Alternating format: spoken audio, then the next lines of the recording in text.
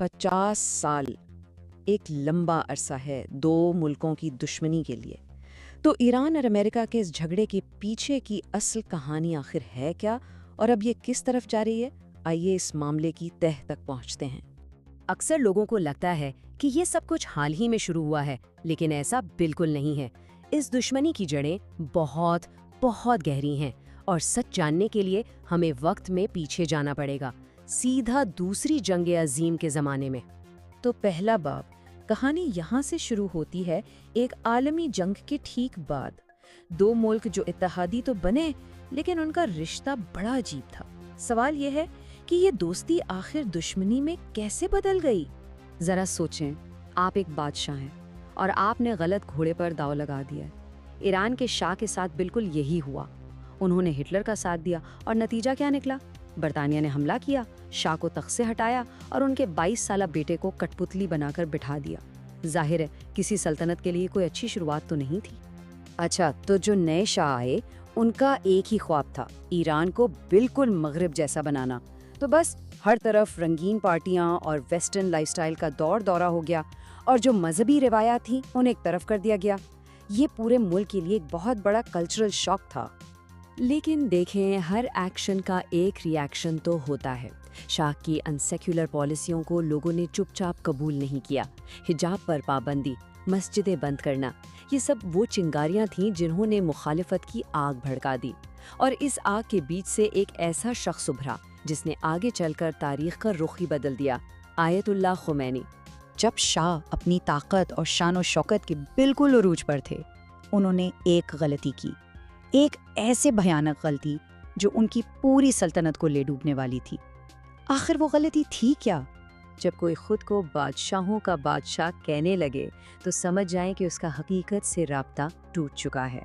और बस यही वो तकब्बुर था जिसने शाह को इतना अंधा कर दिया था कि उन्हें अपने ही मुल्क की गलियों में जो गुस्सा पनप रहा था वो नजर ही नहीं आया।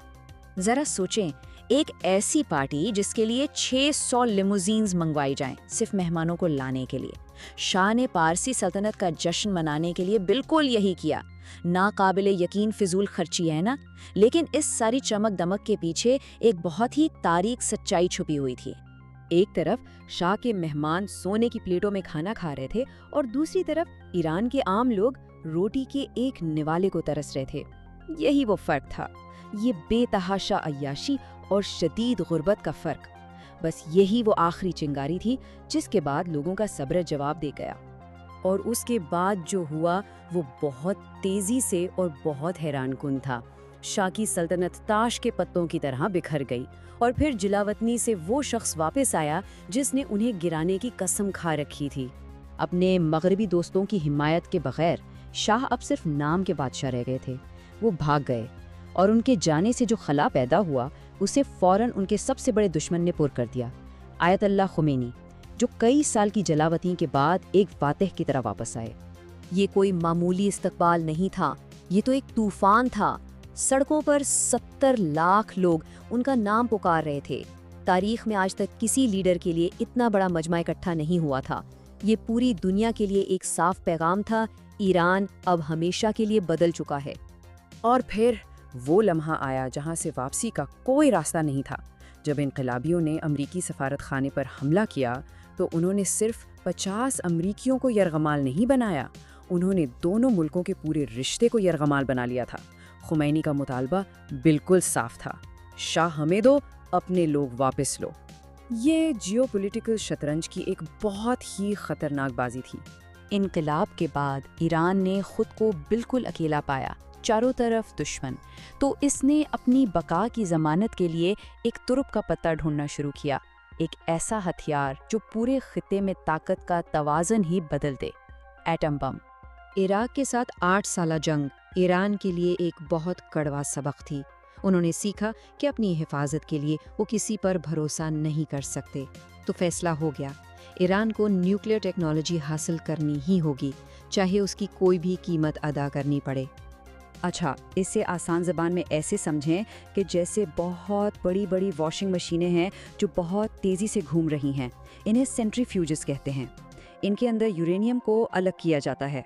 ये जितनी ज़्यादा देर घूमती हैं, यूरेनियम उतना ही ताकतवर होता जाता है। اور بس یہی بم بنانے کا سارا کھیل ہے؟ اور سارا خطرہ اسی بات میں ہے۔ ایک ہی چیز یعنی یورینیم ایک شہر کو روشن بھی کر سکتی ہے اور اسے صفحہ ہستی سے مٹا بھی سکتی ہے۔ فرق صرف اس بات کا ہے کہ اسے کتنا افزودہ کیا گیا ہے۔ 5% پرامن مقاصد کے لیے ہے اور 90% وہ ایک ایٹم بم بنانے کے لیے ہے، اور یہی وہ باریک سی لائن ہے جس پر پوری دنیا کی سانسیں اٹکی ہوئی ہیں۔ یہ ایک بہت ہی ذہین چال تھی۔ ایٹمی ہتھیاروں کو حرام قرار دینے کا مذہبی فتویٰ جاری کر کے آیت اللہ خامنائی نے ایک تیر سے 2 شکار کیے۔ ایک طرف تو دنیا کے خدشات کم کر دیے اور دوسری طرف اپنے سیاسی مخالفین کو بھی خاموش کرا دیا۔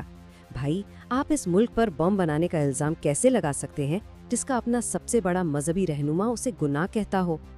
اور اب آتے ہیں آج کے دور میں، جہاں کہانی اور بھی زیادہ پیچیدہ ہو جاتی ہے۔ یہ معاہدوں، ٹوٹے ہوئے وعدوں اور ٹینشن کا ایک نہ ختم ہونے والا چکر ہے جو بار بار ہمیں جنگ کے دہانے پر لا کھڑا کرتا ہے۔ کیا اس چکر سے نکلنے کا کوئی راستہ ہے بھی؟ معاشی پابندیاں ایک بہت کارگر ہتھیار ثابت ہوئیں۔ انہوں نے ایران کی معیشت کا گلا ہی گھونٹ دیا اور حکومت کو ایک مشکل فیصلہ کرنے پر مجبور کر دیا، یا تو دنیا سے ٹکر لو اور تباہی کا خطرہ مول لو، یا پھر مذاکرات کی میز پر آؤ۔ آخرکار انہوں نے بات چیت کا راستہ چنا۔ پچھلے کچھ سال تو بالکل ایک رولر کوسٹر رائڈ کی طرح رہے ہیں۔ 2015 میں نیوکلیئر ڈیل کے ساتھ لگا کہ شاید امن ہو جائے گا، لیکن پھر 2018 میں ٹرمپ نے ڈیل ختم کر دی اور سارا کھیل ہی بگڑ گیا۔ جواب میں ایران نے اپنا نیوکلیئر پروگرام پھر سے شروع کر دیا، اور 2020 میں قاسم سلیمانی کے قتل کے بعد تو دنیا جنگ کے بالکل دہانے پر کھڑی تھی۔ یہ وہ وقت تھا جب سچ میں سب نے اپنی سانسیں روک لی تھیں۔ یہاں ایک بہت دلچسپ بات سامنے آتی ہے۔ 90 کے دہائی سے لے کر آج تک اسرائیل بار بار یہ کہتا آیا ہے کہ ایران ایٹم بم بنانے سے بس چند مہینے دور ہے۔ یہ ایک ہی بات کا بار بار دہرایا جانا اس بات پر سوچنے پر مجبور کرتا ہے کہ ان بیانات کے پیچھے اصل مقاصد کیا ہو سکتے ہیں۔ تو آج کی صورتحال کیا ہے؟ سورس کے مطابق اس کہانی میں ایک تیسرا بہت اہم کردار بھی ہے، اسرائیل۔ اس نظریے کے مطابق اسرائیل کا فائدہ اسی میں ہے کہ امریکہ اور ایران کے درمیان ٹینشن بنی رہے اور وہ کسی بھی نئے معاہدے کو روکنے کی پوری کوشش کرتا ہے۔ یہ ایک ایسی پیچیدہ شطرنج کی بازی ہے جہاں ہر چال کے بہت گہرے نتائج نکلتے ہیں۔ 50 سال بے اعتمادی اور دشمنی سے بھرے، کیا یہ نہ ختم ہونے والا چکر کبھی ٹوٹ بھی پائے گا، یا ایران اور امریکہ ہمیشہ کے لیے دشمن ہی رہیں گے؟